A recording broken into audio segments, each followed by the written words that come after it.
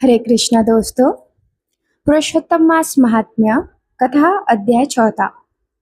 श्री नारायण बोले, हे नारद, भगवान पुरुषोत्तम के आगे जो शुभ वचन अधिक मास ने कहे वह लोगों के कल्याण की इच्छा से हम कहते हैं, सुनो। अधिक मास बोला, हे नाथ, हे कृपानिधे, हे हरे, मेरे से जो बलवान है उन्होंने यह मलमास है ऐसा कहकर मुझे दीन को अपनी श्रेणी से निकाल दिया है। ऐसे यहाँ आए हुए मेरी आप रक्षा क्यों नहीं करते? अपने स्वामी देवता वाले मासादिकों द्वारा शुभ कर्म में वर्जित मुझ स्वामी रहित को देखते ही आपकी दयालुता कहाँ चली गई और आज यह कठोरता कैसे आ गई? हे भगवान, कंस रूप अग्नि से जलती हुई वसुदेव की स्त्री देवकी की रक्षा जैसे आपने की वैसे ही हे दीन वत्सल कहिए, मैं आपकी शरण में आया हूँ, क्या आज आप मेरी रक्षा नहीं करते? पहले द्रुपद राजा की कन्या द्रौपदी की दुशासन के दुख से जैसे आपने रक्षा की वैसे ही हे दीन दयाला मैं आपकी शरण में आया हूँ, क्या आप मेरी रक्षा नहीं करते?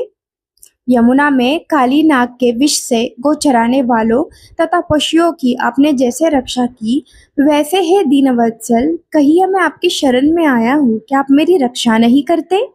पशु और पशुओं को पालने वालों एवं पशुपालकों की स्त्रियों की जैसे आपने वज्र में सरपत के वन में लगी हुई अग्नि से अपने रक्षा की, हे दीनवत्सल कहिए, मैं आपकी शरण में आया हूँ, क्या आप मेरी रक्षा नहीं करते? मगध देश के राजा जरासंध के बंधन से राजाओं की जैसे रक्षा की वैसे ही हे दीनवत्सल कहिए, मुझ शरण में आए हुए की आप रक्षा नहीं करते? आपने ग्राहक के मुख से गजराज की झट आकर जैसे रक्षा की वैसे ही हे दीनवत्सल कहिए, मैं आपकी शरण में आया हूँ, क्या आप मेरी रक्षा नहीं करते? श्री नारायण बोले, इस प्रकार भगवान को कह स्वामी रहित मलमास आंसू बहता मुख लिए जगतपति के सामने चुपचाप खड़ा रहा। उसको रोते देख ही भगवान शीघ्र ही दयाद्र हो गए और पास में खड़े दिनमुख मलमास से बोले, श्रीहरि बोलते हैं, हे वत्स, क्यों इस समय अत्यंत दुख में डूबे हुए हो? ऐसा कौन सा बड़ा भारी दुख तुम्हारे मन में है? दुख में डूबते हुए तुमको हम बचाएंगे, तुम शोक मत करो। मेरी शरण में आया फिर शोक करने योग्य नहीं रहता है। यहाँ आकर महादुखी नीच भी शोक नहीं करता, किस लिए तुम यहाँ आकर शोक के मन को दबाए हुए हो? जहाँ आने से न शोक होता है, न कभी बुढ़ोती आती है, न मृत्यु का भय रहता है, किंतु नित्य आनंद रहता है। इसी प्रकार के वैकुंठ में आकर तुम कैसे दुखित हो? तुमको यहाँ पर दुखित देखकर बैकुंठवासी बड़े विस्मय को प्राप्त हो रहे हैं। हे वत्स, तुम कहो, इस समय तुम मरने की क्यों इच्छा करते हो? श्री नारायण बोले, इस प्रकार भगवान के वाक्य सुनकर बोझा लिए हुए आदमी जैसे बोझा रखकर श्वास पर श्वास लेता है, इसी प्रकार श्वासोच्छ्वास लेकर अधिक मास मधुसूदन से बोला। अधिक मास बोला, हे भगवान, आप सर्वव्यापी है, सर्वज्ञ है, आकाश की तरह आप विश्व में व्याप्त होकर बैठे हैं। चर अचर में व्याप्त विष्णु आप सभी के साक्षी है, विश्व भर को देखते हैं, विषय की सन्निधि से भी विकार शून्य आप में शास्त्र मर्यादा के अनुसार सब भूत स्थित है।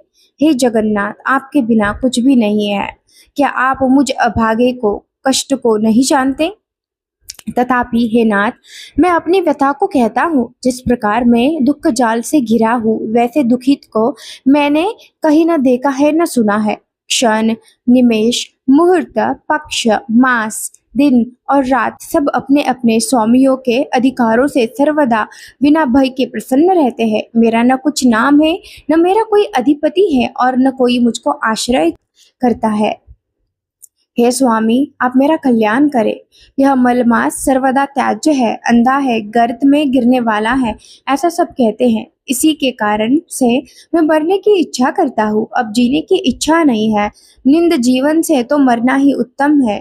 जो सदा जला करता है वह किस तरह सो सकता है? हे महाराज, इससे अधिक मुझको और कुछ नहीं कहना। वेदों में आपकी इस तरह प्रसिद्धि है कि पुरुषोत्तम आप परोपकार प्रिय है और दूसरों के दुख को सहन नहीं करते हैं। आप अपना धर्म समझकर जैसी इच्छा हो वैसे करें। आप प्रभु है और महान है। आपके सामने मुझ जैसे पामर को घड़ी घड़ी कुछ कहते रहना उचित नहीं।